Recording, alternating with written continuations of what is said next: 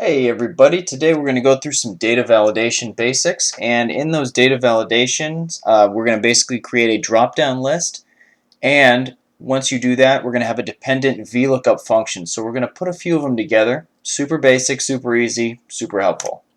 So let's say we want to look at different countries. So our list of countries right here, for example, and then a random dollar amount next to them. So let's say we want to use this country, these lists. So let's say USA.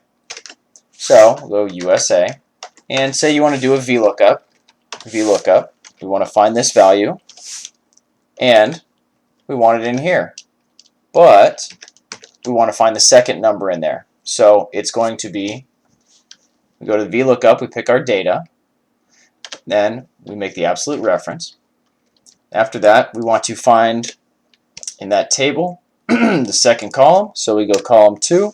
After column 2, 0 for false, which is the exact match. Enter. So we'll have that. So if we go Canada, and we can copy that down, hey, there you go. But let's say we don't want to type all these out. That's a waste of time. So we'll do this, data validation. We're going to make a drop-down list. And this function is still going to read off of it, which is awesome. So we go here, wherever we want to put it. Well, let's start here.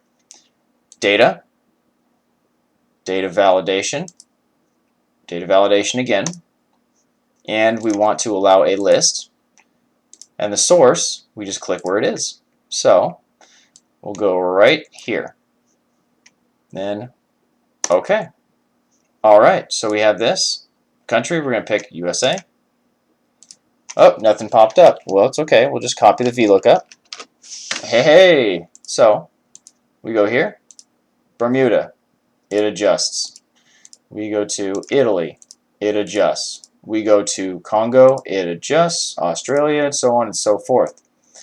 So, let's say we wanted this to be, we only want 1, let's say. So copy that, and we'll paste it there. Then, oh, another little quick thing, when you get a drop down like this, if you hold Alt and press the down arrow, you can just go click right through here. Don't even have to use the mouse. So we'll go Italy, we'll go Canada, and we'll go Bermuda. And guess what? There it is. So if you got to send this off at some point, alright, I don't want to have to do a million different VLOOKUP functions, make sure they're right. Well, you can just do one. And you link it to a data validation list right here. Problem solved. Guess what? You got yourself a nice little function that's going to adjust to whatever you need. You're all set. Alright, see you next time.